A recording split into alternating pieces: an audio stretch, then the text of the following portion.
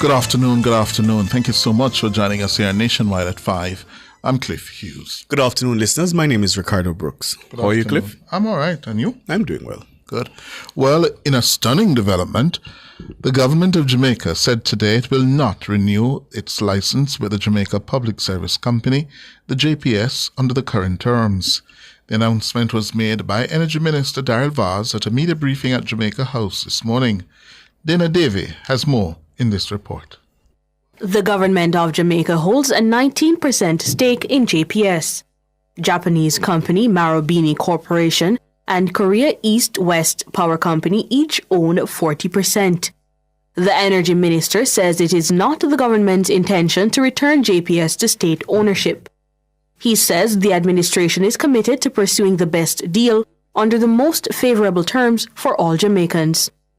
In the meantime, the announcement comes a week ahead of the July 8 deadline for the government to signal its intent to negotiate a new license. JPS is the sole distributor of electricity in Jamaica. The company was first granted an all-island electricity license in 1966. A few years later, the government took over the privately owned company and gained a controlling interest. In 2001, JPS was granted a 20-year exclusive license.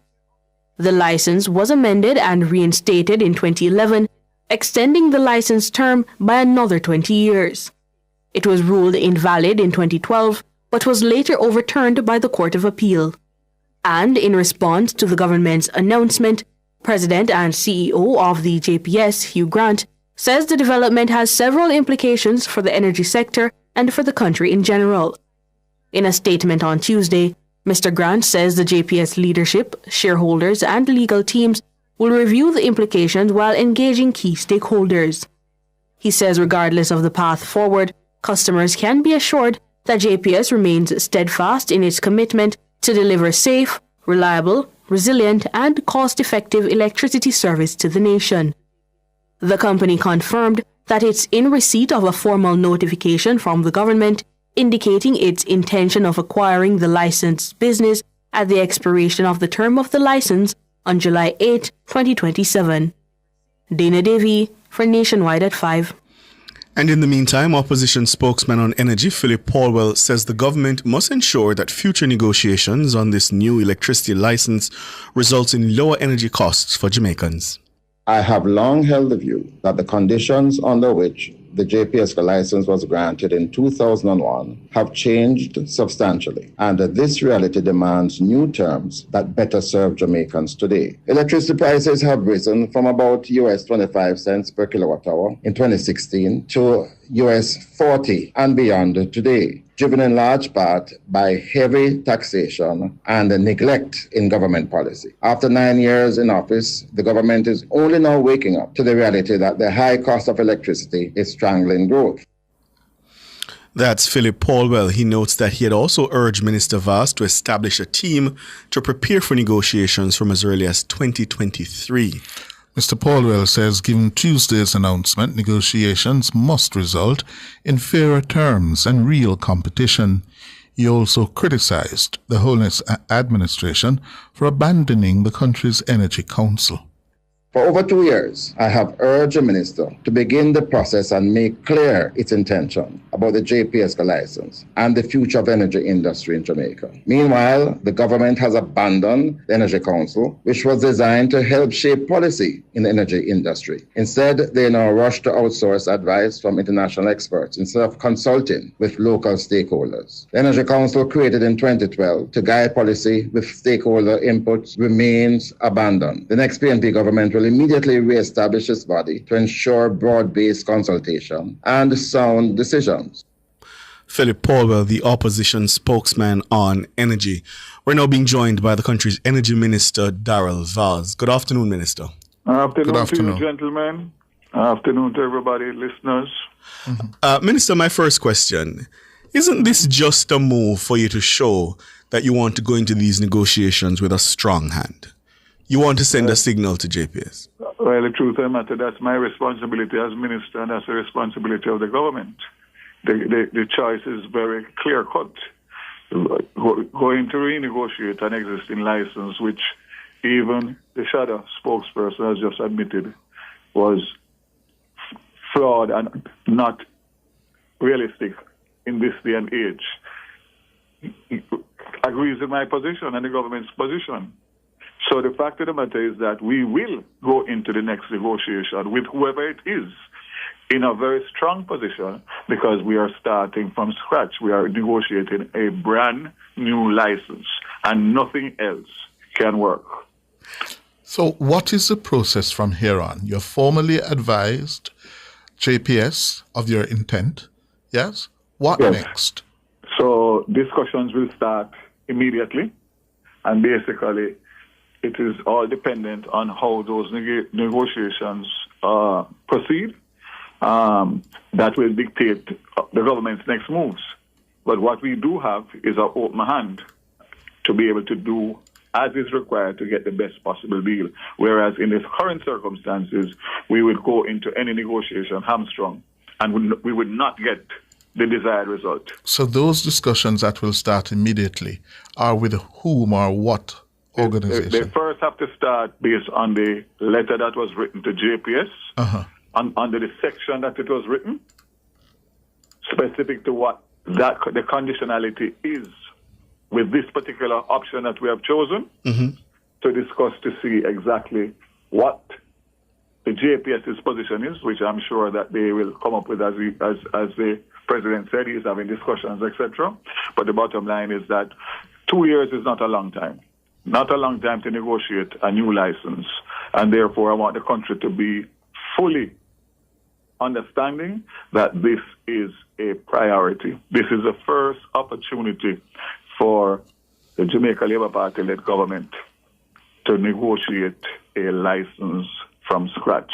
And we are not going to miss the opportunity to deliver to the people a license that is in the government's favor, the people's favor, and the country's favor. And I have no apology for that. Help me understand, Minister, your understanding of Condition 27, acquisition of service. I'm reading from the license. The acquisition price to be paid by GOJ to the licensee shall be the fair market value of an ongoing business concern, including this license and all lands, buildings, works, materials, plant and property of all kinds whatsoever suitable to or intended for the purposes of the undertaking. Fair market value shall be determined by a mutually agreed team of independent valuation experts. Following on Cliff's question, does that mean now that you've given this notice that this team must now be assembled to review JPS's finances? It says that you shall have the right by the valuators to inspect all the licenses, property, and its books of accounts and records. So are you moving in that direction now, or are you just having conversations? That is what the section says. Yes. And the letter that was written was specifically written in legal language to make sure that there's no diversion from exactly what is stipulated that the government must do. We are going to go to the table. I don't want to preempt. Neither do I want to discuss too much in terms of the future until such time as I have an opportunity to meet with JPS now that this letter has been served, to hear from them. And the bottom line is, if that option is a requirement based on the negotiations or the non-negotiations, then we will move according to the section. But what I would say to you is that the government is definitively not interested in running a state-owned entity as was done before. So realistically speaking, you're not intending, as this indicates, to pay JPS the billions of dollars you would have to for the lands, building, works, materials, plant and property of all kinds. The bottom line is that we have a very, very, very, very buoyant economy. We have an unbelievable investor appetite for all different sectors. And the fact of the matter is that I leave nothing off the table. Nothing off the table. I notice. In other words, if the negotiations with JPS do not go according to your plan, your vision, Yes. you will walk away and then do what? We will have to find an investor to replace. And that has to be a full option that is on the table from now. So, as I said before, the section is very clear. You read it out. it clearly states what we need to do. And the fact of the matter is going to be a very, very, very interesting negotiation, because at the end of the day, JPS has done well on the backs of the Jamaican people. And the fact of the matter is that they have had a vibrant and viable business over the last 24 years. So the question is whether or not we are prepared to negotiate and agree on terms that are agreeable by both. But if they are not, our options are there, and I can again assure the Jamaican people that this opportunity will not be missed. Will not be missed. You would have considered that the risks. Isn't this a very risky gamble you're taking? Listen. In business and in governance, you have to do what you have to do to make sure that you protect the rights of the people, and that's what we were elected for. And the fact of the matter is, we are going to proceed based on the letter that was written today in good faith, to have good faith discussions. And if those good faith discussions lead us to where we can find common ground, great. If not, options are open and options will be exercised. And that's why you had the finance minister with you this morning. You talked about I wanted to make, first of all, anything that I do, you know that I do it properly. So this has so much implications, and it's such a high-risk game that I have to make sure that my Minister of Finance and Ministry of Finance and my cabinet colleagues are aware. So this decision is a decision that was put together by my team at Ministry with some consultants, and basically I just wanted to make sure that the cabinet and the country understands where we are going, why we are doing what we are doing. But as I said, doing nothing is not an option. And without reform, the situation will get worse. Hold it for us. The existing license is flawed. The people have paid through their teeth for it over the 20 years.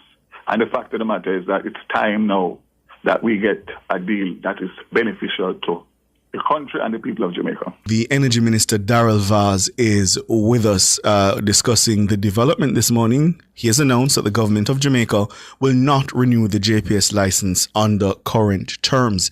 Minister, you've railed against the license. You say it hasn't worked for Jamaicans. Your opposition counterpart seems to agree with you. He says that the situation has changed since the license was issued in 2001.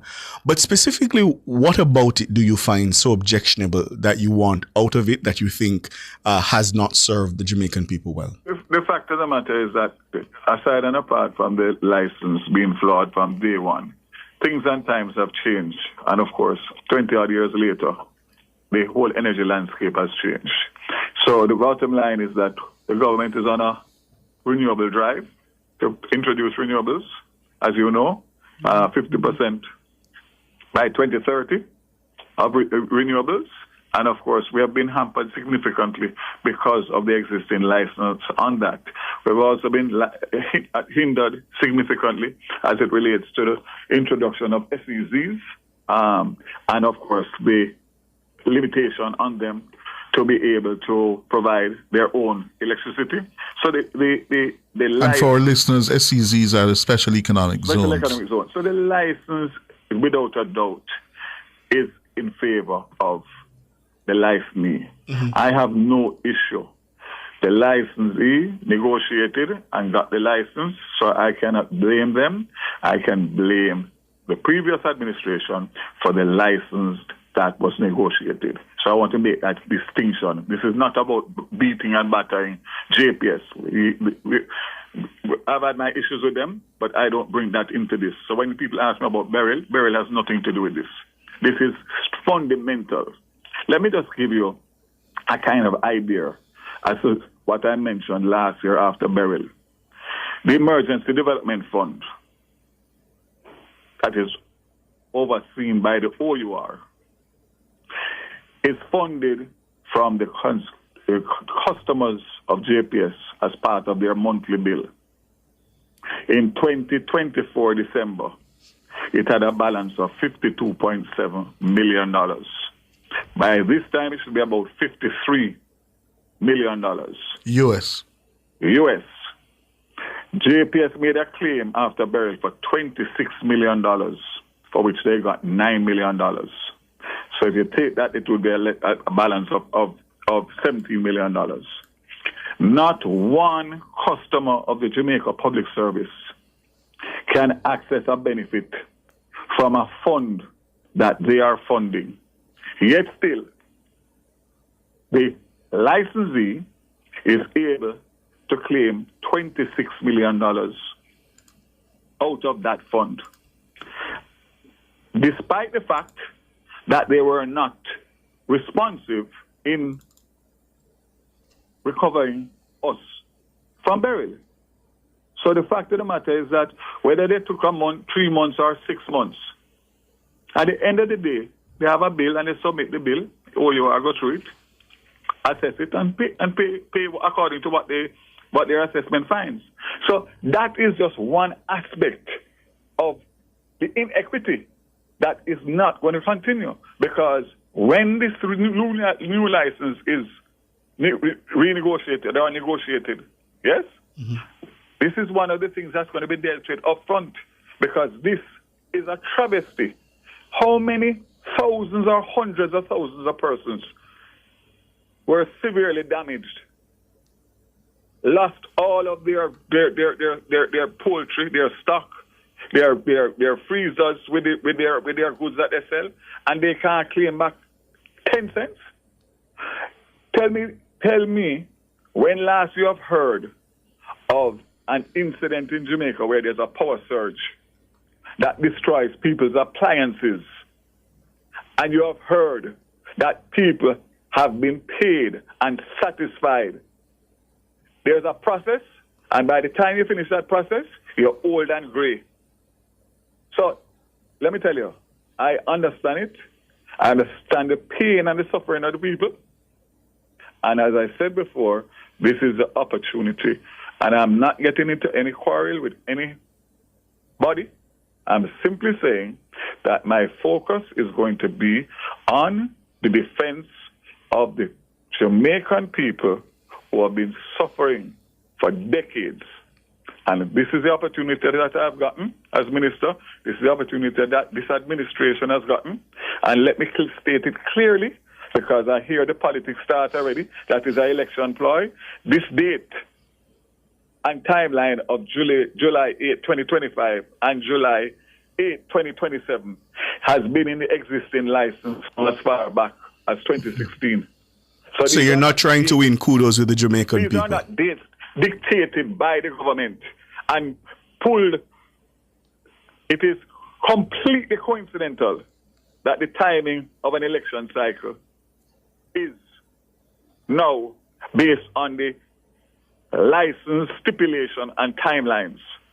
So I start hearing it already, but I made the appeal this morning to leave the politics out of the school bus, leave the politics out of the JPS license. Well, or the new license. Mr. Paulwell, in his statement today, said that you have been wasting time, frankly, and that you are now rushing to do what you should have done, certainly, long before now, over the last 2-3 years. Well, the truth of the matter is that you could not respond prior to this until you know exactly the route that you're taking and you have done your due diligence, which has taken us the better part of a year. So the fact of the matter is that the Jamaican people have a simple decision. Look at Paul Well's track record as Energy Minister. Look at the licenses that were signed by the previous administration. And look at the commitment that I have made today and decide which one you want to go with. It's a very simple decision, because the fact of the matter is that this is not for me and you and our kids that were big now, Cliff. This is for generations. This is going to have an impact on generations to come. And the country's growth trajectory, which has been hampered by the high electricity cost. So Mr. Paulwell has a right to say what he wants to say. I read his response, and at the end of the day, the question I asked is, so why you never did all of that when you had the opportunity? And now that you are not in the seat, you have all the greatest of advice to give. etc. Fact is that, as it relates to this particular issue, he has no credibility, and neither does the People's National Party. None whatsoever. You were a bit coy this morning when you were asked whether you had an idea of where other potential expressions of interest may come from. So I want to ask you again, do you have any idea where those may come from? Listen. Jamaica is the poster child of post-COVID and during COVID. Our investment appetite from overseas investors, whether it's hotels, whether it is BPOs, whatever it is at an all-time high. Jamaica is an attractive destination. There is money that is following Jamaica, waiting to invest in Jamaica. And as I said this morning, I am not going to go ahead of myself in terms of who, when, where, or why. We're going to take it step by step. And as we move along, we make the decisions according to how and what is happening in relation to the process that we're following. So I don't even want to go there. What I can tell you is that I am confident that at the end of the day, we will find a solution that is in the best interests of the country, the business community, the average man, the rural people, all the people from head to toe, top to bottom, who have been suffering for decades as a result of JPS for one reason or the other. So, Mr. Vaz, as a logical follow-up from that, investors listening to us in that line of business may very well say it's time to brush off our plan to submit to the Jamaican government to be considered. How would you react to that? I can never stop an unsolicited proposal. That is something that people decide and they want to submit. I can't stop that. What I can say is that I'm not ready to go out there and beat the pavements in relation to possible investors. But if I have to do that, I will. I will put together a team, form a team to roll and beat the pavement internationally. So the fact is, again, today is the start of a new day, a new paradigm in energy, where the government has taken a very, very strong position, and we are going to follow it through to make sure that it bears the fruit that we expect it and we need it to do for the people of Jamaica. And again, as I did with the buses, I asked when I took over in 2023, give me a few months. At that time, I said 6 months. And you see what I did with transport and what I continue to do. Give me 6 months. But in the meantime, I will keep Jamaica updated at every step of the way. That's my commitment to the persons. One last minute. Sorry, Madam Producer, but we are now producing and generating and distributing electricity at 40 US cents per kilowatt hour, up from mid-25 cents about a decade ago. It means we are heading in the wrong direction. Yes? At minimum, after these negotiations are over, yes, what is it you're going to be benchmarking to ensure that you deliver on your promise to get electricity into our homes and our businesses at a more affordable rate, a lower rate? Well, first of all, let us just say that during the period with the movement to 40 cents, look at the amount of renewables that we have introduced, including LNG, including solar, including wind, and we have not gotten the benefit. So you can see that despite the fact that we have increased renewables, we have not gotten the effect, which goes right back to the point that we made earlier, that to do nothing is not an option. We need to be internationally competitive. It's a very, very fluid market. Things change in terms of wars, etc., etc. We need to be competitive. Whatever that point is at that time, we need to be competitive. But definitively a significant reduction. And just before we go, Cliff, we have a joint statement from private sector groups, the Jamaica Chamber of Commerce, the Jamaica Manufacturers and Exporters Association, the Private Sector Organization of Jamaica. They're welcoming what they're calling the government's commitment to reforming Jamaica's electricity framework. Yeah? So we'll have more from that statement. Everybody, and I am giving a commitment again in terms of stakeholder consultations locally with the industry players here. Seek to get the best professional advice and legal advice, both locally and internationally. We're going to put together the best possible team to be able to compete with all of those corporate giants. They're calling the announcement a transparent and decisive action. Minister Vaz, we're out of time. Daryl Vaz is the Minister I'm always transparent. of Science, Energy, Telecommunication and Transport. He's been very busy these last couple of weeks.